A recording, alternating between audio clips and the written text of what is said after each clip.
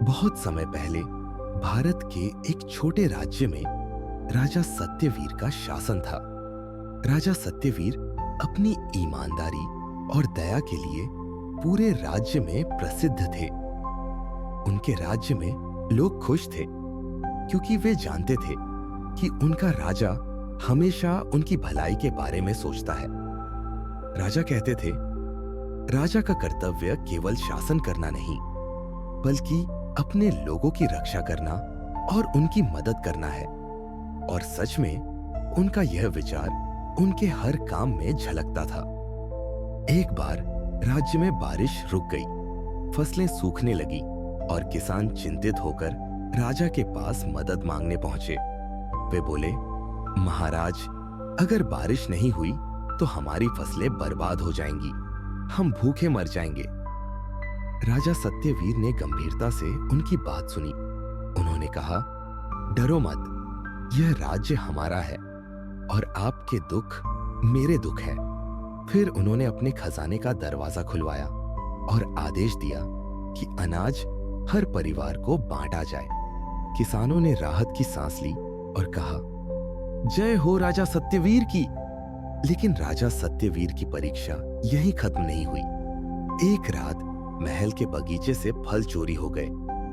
सिपाही एक गरीब आदमी को पकड़कर राजा के सामने लाए। राजा ने शांत स्वर में पूछा, बताओ, तुमने मेरे बगीचे से फल क्यों चुराए? वह आदमी डरते हुए बोला, महाराज, मेरे बच्चे भूख से रो रहे थे, मेरे पास कोई और उपाय नहीं था। एक और घटना सुनिए। एक व्यापारी जिसका सारा सामान नदी में बह गया था, राजा के पास मदद मांगने आया।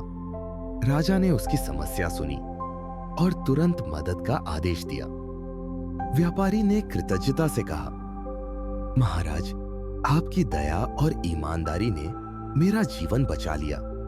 मैं आपका हमेशा ऋणी रहूंगा।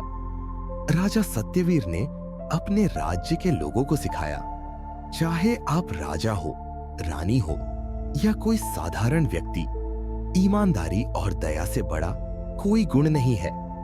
अगर हर कोई दयालु हो तो यह दुनिया कितनी सुंदर हो जाएगी। तो दोस्तों, ये कहानी हमें सिखाती है कि सच्चाई और दया ही असली ताकत है।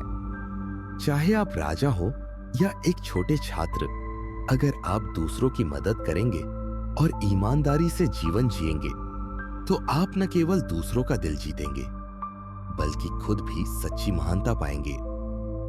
दोस्तों, इस प्रकार की इंस्पिरेशनल कहानियों के लिए हमारे चैनल को सब्सक्राइब करें, अपने दोस्तों के साथ शेयर करें और फिर मिलते हैं किसी सुंदर और रोचक कहानी के साथ। तब तक के लिए खुश रहे, स्वस्थ रहे।